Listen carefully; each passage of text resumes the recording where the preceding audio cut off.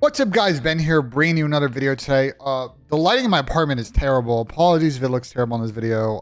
Like winter, fall is like here. If you've lived in Ohio or really the Midwest or anywhere north, you know that like the light isn't as bright once you get here, like to the fall, winter, because the sun's just not out anymore. So I'll try to fix the lighting for the next video. But enough talking about the lighting in my apartment. We had a CDL schedule leak via Jacob Hale, as well as some info from Tactical Rab over the weekend. So let's dive in. There's a lot to break down. There's some wins. There's also definitely some losses that we need to discuss. So let's take a look at the leaked potential schedule for the CDL upcoming season. So our boy Jacob Hale has us, as always, full Call of Duty League 2024 schedule leaks. I wouldn't say it's a full schedule because we don't have the specific matches yet, but there's a lot of details in here about dates and some of the format for next season. So a couple of key changes. So we're still going to have the 4-day majors, it seems like. I just don't know with an 8-team double bracket in one stage how you would do 3 days. So it seems like we're going to keep with the 4. This one's a big one. It looks like instead of 5 qualifier matches per stage, we're going to have 7, which I think is a W.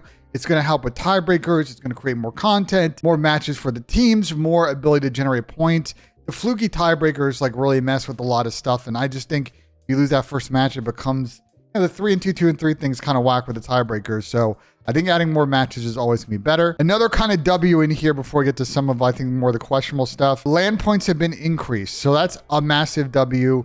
We talked a lot on the flank at the end of the season about how teams like Boston kind of made champs by not playing amazing throughout all 5 majors, but they did play good online, and they need to kind of tweak that for future events. They've done so here. And this one for me is like, if you guys have watched the watch parties all year, if you watched the flank, you would know that I've complained about this all year and the year before. And I don't remember if it was the year before that, but either way, winners finals has been the first match on Sundays now for a while majors, and that doesn't really make any sense to me that the team that wins then gets iced and has to sit there for 3 hours while everybody else plays. So it seems like this year they have moved this to what it is in every other esport: losers semis, winners finals, losers finals, grand finals will be the order on Sunday. I don't see, why they need to deviate it from that, but I'm glad that they have made that change because I think pretty much everybody unanimously in the league is kind of down for this structure instead. So, okay, so structure wise, as far as, winners finals moving to 7 matches. Online, I'm not a big fan of online Call of Duty, and I feel like we should be playing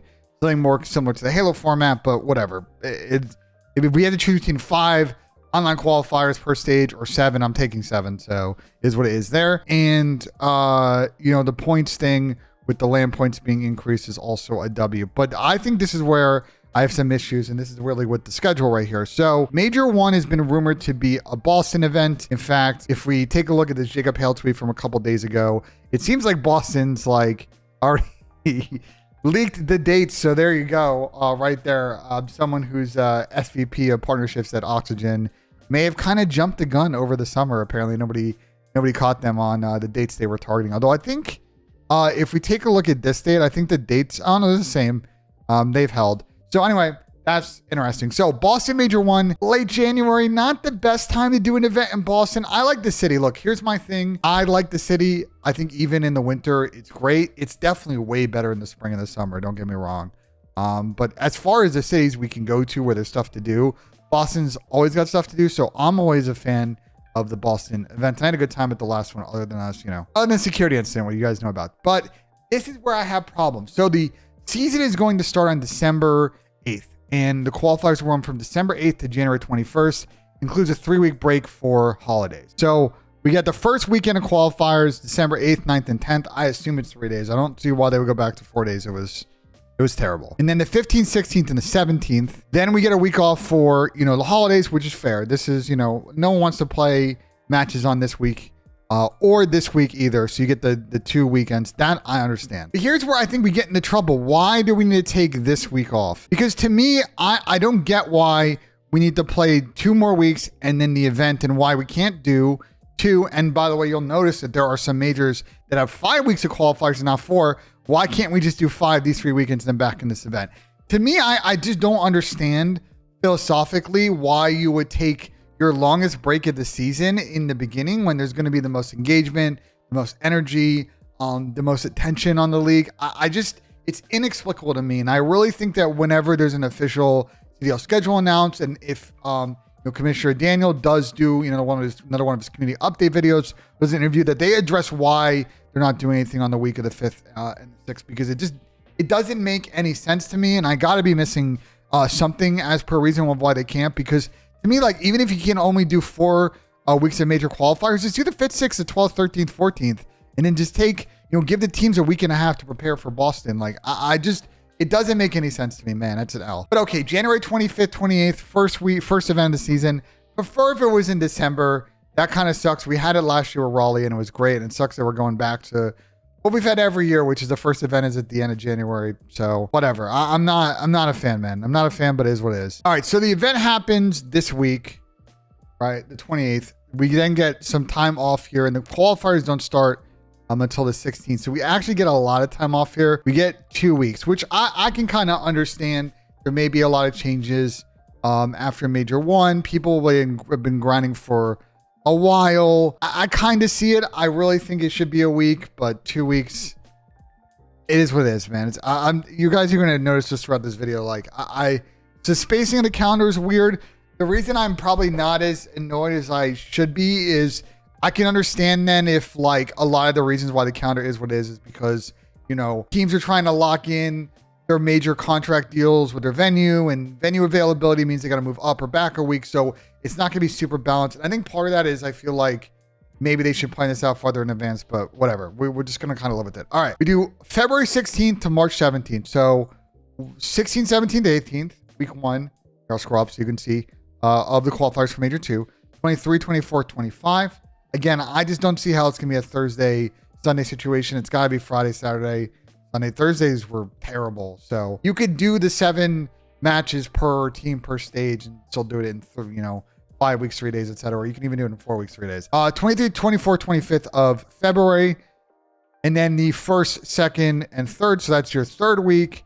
And then 8th, 9th, and 10th of March would be your 4th. And then 15th and 16th and 17th is your 5th. So we get like a month plus of these online qualifiers, which we had like Halo Pro Series style tournaments, but okay, we get 5 instead of 4, and it's a decent length here through the winter. And then we get our second event, which location TBD. Heard some rumors, and we'll get to it when we talk about the video at the end of this from Tactical Rab. But that event will happen the 21st to 24th according to league schedule. So you get some good activity there. But this is again where we start to run into problems. Major 3 qualifiers start on April 12th. We get 1 week, 2 weeks, almost 3 weeks off after Major 2. Again, I just feel like these breaks are just too long and they're going to kill so much momentum around the league with these massive breaks and like nothing in the middle. So another massive break in between Major 2 and Major 3. And so our qualifiers running from April 12th to May 12th. So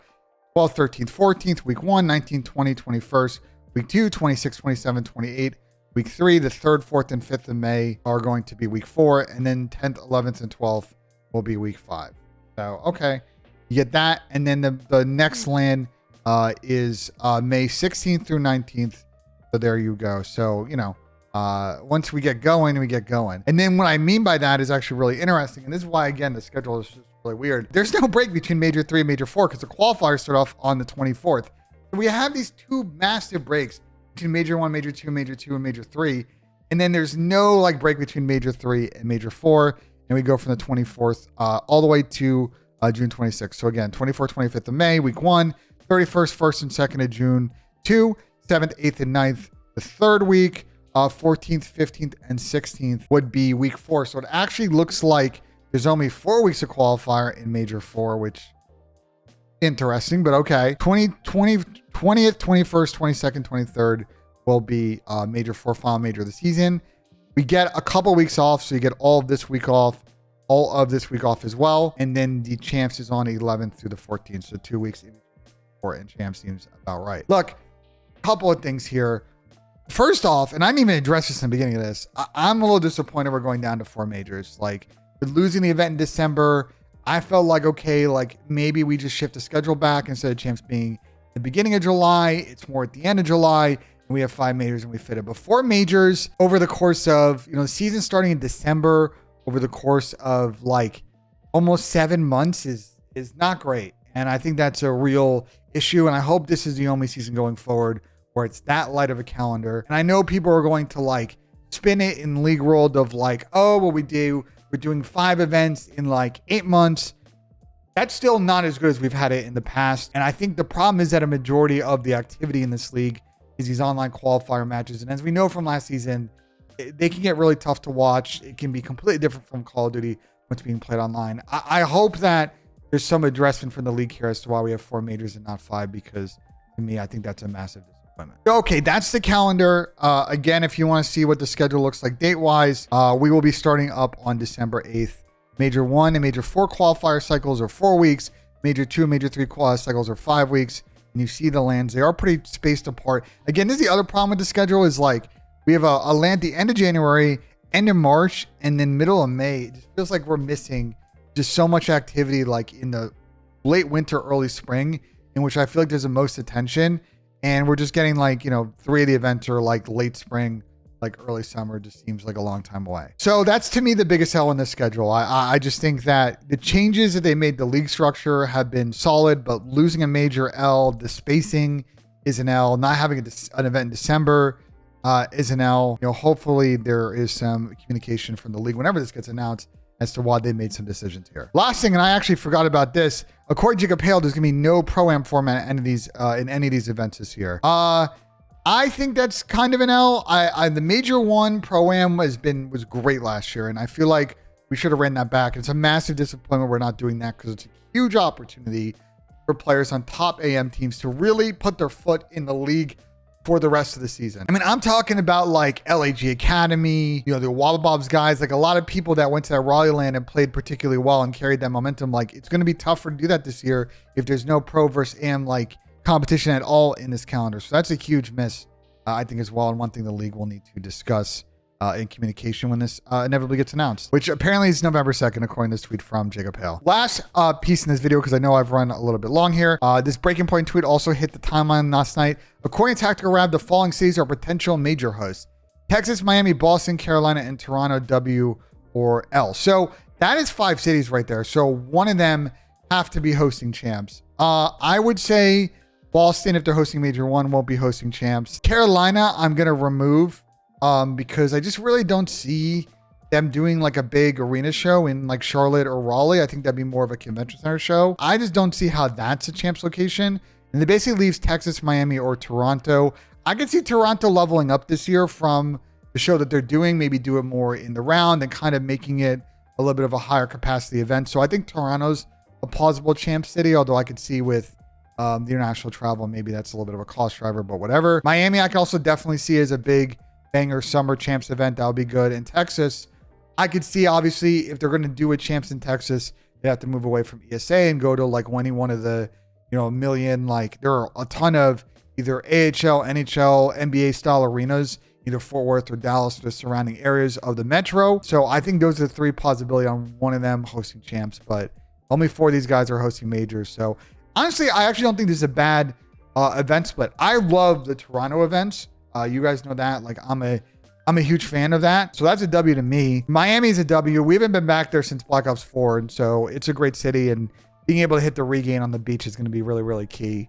So I'm excited for a Miami event as long as it's not too hot. Texas, obviously, again, I would say of the 5 here, my only thing with Texas is just, and this is no disrespect to the OpTic team, because I think ESA is a great venue and the people that run it are great. It's just Arlington as a city is just kind of mid. So if this is maybe a champs location, that'd be kind of cool. Though I really kind of see it maybe being Toronto instead of Texas, but I don't know. We shall see. So that's my thoughts. I actually think this location split is good. So it looks like we're getting no California event, no London event, which is obviously tough. No West Coast events at all here, which is understandable because it doesn't seem like any of the LA teams want to host. And I don't know what's going on with Seattle, but they haven't hosted an event either. So I actually don't think the split event-wise is too bad. Some people will say East Coast bias, but I think there's a good selection here. I also want to address what I'm sure is an inevitable comment of, oh, well, the Ravens moved to Carolina and now they're hosting events. What's up with that? Listen, I can't speak to that. Just know that there's new, that, like I would say that it is going to be way cheaper for them to host an event in Carolina than it will be for London for like everybody involved. And maybe this is some sort of deal they have with the league. I don't know. But that might kind of explain why that that location is here on the list. So yeah, that's my thoughts on the schedule. We'll talk about it more probably on a flank later on this week, but let me know in the comments what you guys thought of the video. Like if you enjoyed, subscribe for more. As always, guys, we will see you on the next one.